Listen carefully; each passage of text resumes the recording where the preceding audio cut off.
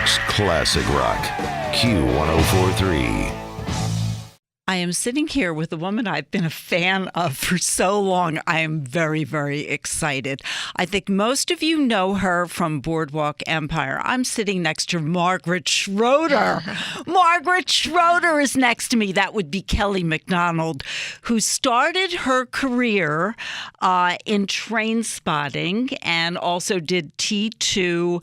And she's been in Boardwalk Empire, Harry Potter, and the Deathly Hallows Part. Gosford Park, I remember you in that. With Gosford Park, I thought we needed notes. How we get notes as journalists, critics, which explains the movie and who is doing what part. And I thought that the audience for Gosford Park should have gotten that so that we could keep everyone straight because there were so many characters. I know crazy. Some books you read are a bit like that. You have to sort of make notes in the front page. Right. Okay. But the reason that we have Kelly with us today is her new movie, Puzzle, which is in theaters now. You can see it at the Landmark at 57th Street, the 123 Cinemas, and the Angelica. And this is really like your first starring role movie where you're the headliner, right? Like this is your movie. Yeah, as an adult, probably. I mean, I did a film years ago called Stella Does Tricks. And I was Stella, but, I was playing a teenager in it. And yeah, so this feels like my first adult lead, definitely. And it's an unusual role because it's a coming-of-age story, but it's a coming-of-age story involving a 40-something-year-old woman. Now, it's interesting, and I have to say that the screenplay is by several people, Polyman, but I know Oren Moverman because I knew him from The Messenger, and I love that movie. Oh, yeah. So as soon as I saw Oren was attached to this film, I knew, okay, this has got to be good. So the movie opens, it's really interesting because the way you're dressed and what's going on, I do not know. Is this modern day? Is this in the 50s? Is this in the 40s? And it starts with a party. And Agnes, your character, is doing the cooking and the cleaning and the serving of the guests. And then you realize it's her own birthday party. I know. It really sets up the character, that opening scene. She's preparing everything, but she's invisible in a full house of people. She's handing out the hors d'oeuvres, and the birthday cake just kills me because she's clearly baked the cake herself, iced the cake, put the candles in the cake, lit the candles, and she walks through and you think, whose birthday? So this is a woman who's basically spent her whole life serving her family and being a good mom and being a good wife. Mm-hmm. And we find out later on that she's really a math whiz, but she never really did anything with it. And so I don't think she realizes that she's unfulfilled and maybe unhappy. It just is what it is. This is her life, right? Yeah, her life is her life and she's living it. And I think she's pretty numb to a lot and she finds small ways to entertain herself. But her world is very small. It's her family and the church. And it feels almost like you say, like she's stuck in time. It could be any era. She's a woman that's trapped in that life. So it's quite shocking when you see an iPhone in the film because you think, oh my gosh, it's now. Although that will date at some point, I'm sure. Right. Yeah. But what happens is one of the guests at the birthday party gives her a puzzle, a jigsaw puzzle, the kind that drives most people crazy because most of us do not have the knack of doing this. But Agnes, being a mathematician, puts together this puzzle and it changes her life because she finds that she's not only good at something, but she has a passion for something. Yeah, it's the first thing she's really done for herself. It's not for her family. It's not to help in any way around the house. It's just something that she it's a small thing, but she finds she's got a knack. She's not like a super whiz, like I'm sure Superman would be able to do the puzzle faster. It's not that story, but it sort of piques her interest in herself in a way that that's never happened to her before, and it kind of weirdly opens the floodgates for her. And it opens the floodgates romantically, but I have to say the movie does not go where you think it's going to go romantically at all, and I'm not going to ruin it. At any point. It's not, in the movie, there's a puzzle competition, but it's not, that's almost like a sideline, That's what I loved about the script. It never quite, it's not predictable ever. You think you can guess what's going to happen next, and it just takes you in unusual little bends. So I was wondering, do you think that everybody has a talent? I do think everybody's got something extraordinary about them. And I mean, it needn't be something amazingly sort of front page news or anything, but I think everybody at some point has a thing, and then it's just your luck whether you get to do anything with it or not, or it's forgotten about in childhood. But I think everybody, I've got kids and they just from the get-go have these passions for certain things, and they're born with them.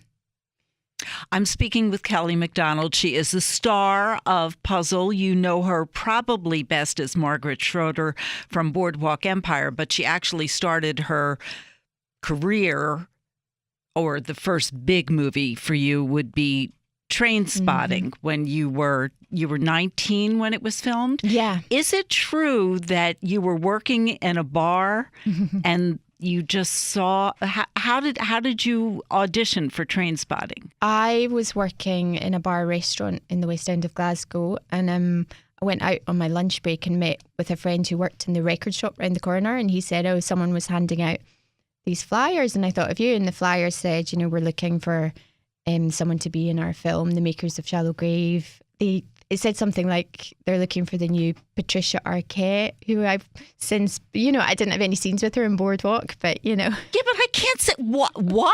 I mean, you and Patricia Arquette.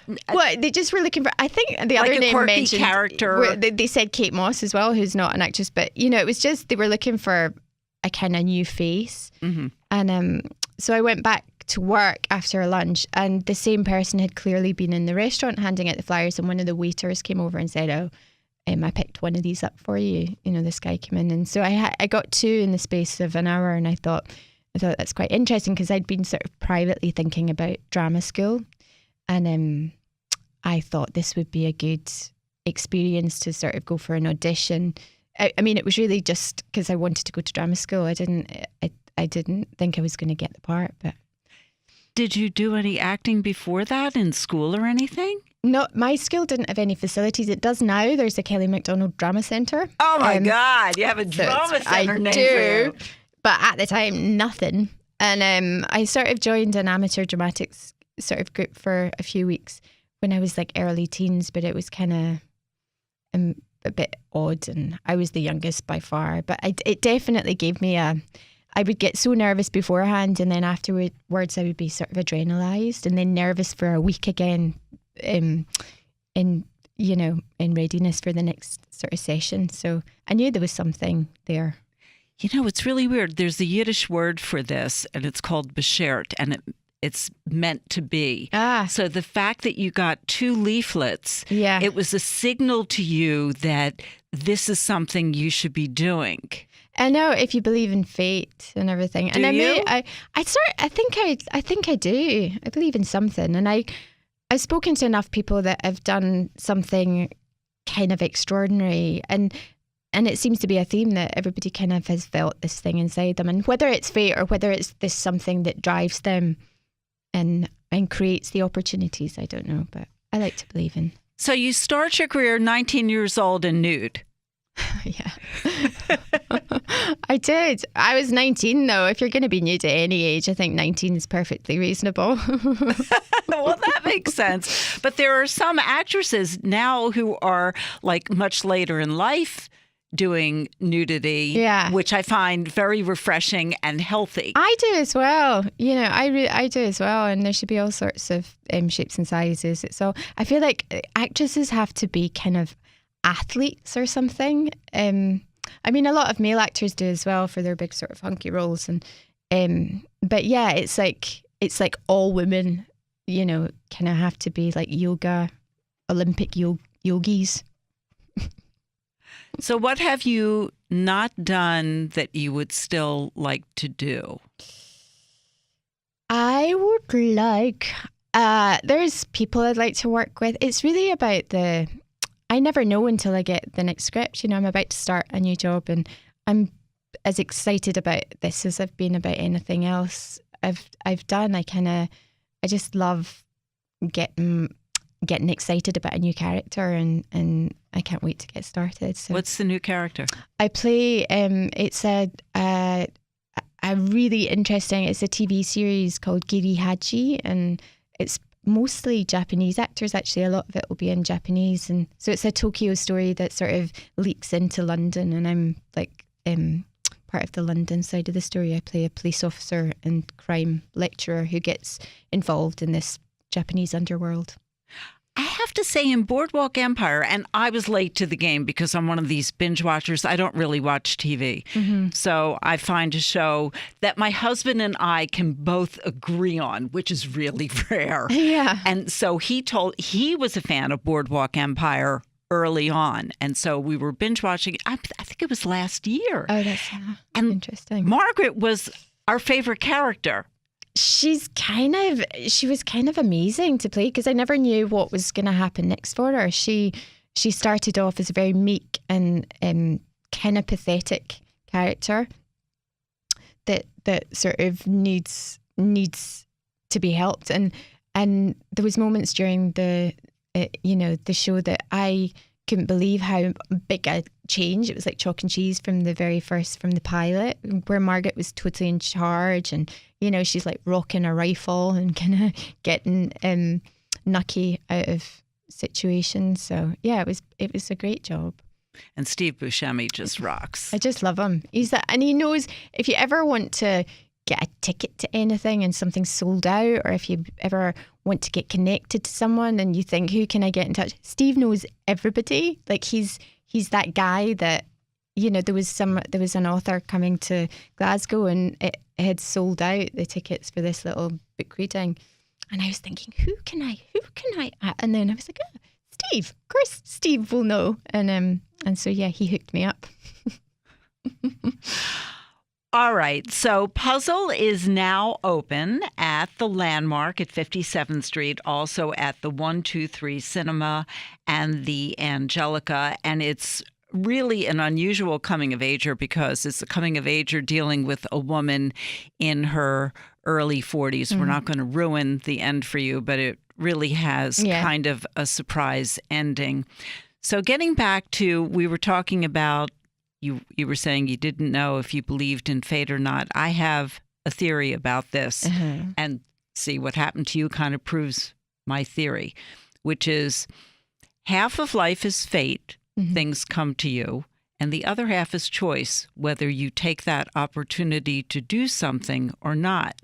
For example, when you're in that bar in Scotland and then somebody comes by not once but twice with leaflets to audition for Train Spotting, and that really changed your life. But you could have just said, yeah, I'd like to, but no.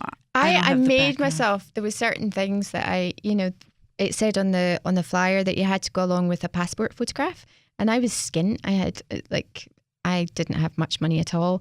And I thought, well, if I buy the passport photographs, then I have to go.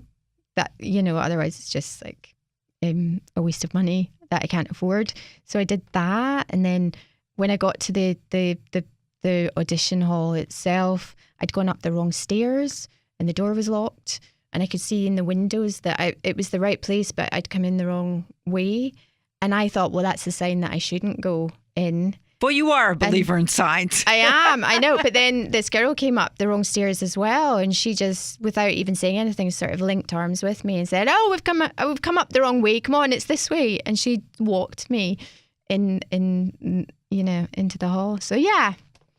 And what did you have to do in the audition? That first one was just a sort of meet and greet. They were looking for, it was a look they were after, I think, that first time, and then they called a certain number of people back, and And then the numbers dwindled till it was just me and one other young woman who I was convinced was going to get the part because she was actually from Edinburgh and the film is set in Edinburgh.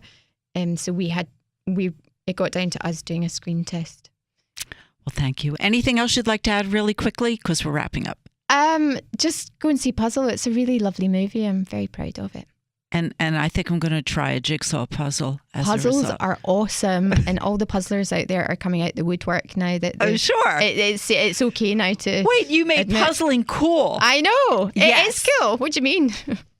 Okay, thank you so much, Kelly MacDonald. The movie is Puzzle. And when I come back, we're going to totally switch gears. We're going to be talking with a listener who is one of the victims of the September 11th toxins.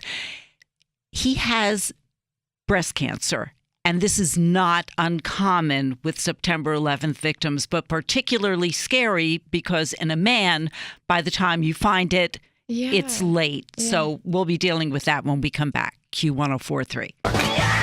New York's classic rock. Q1043.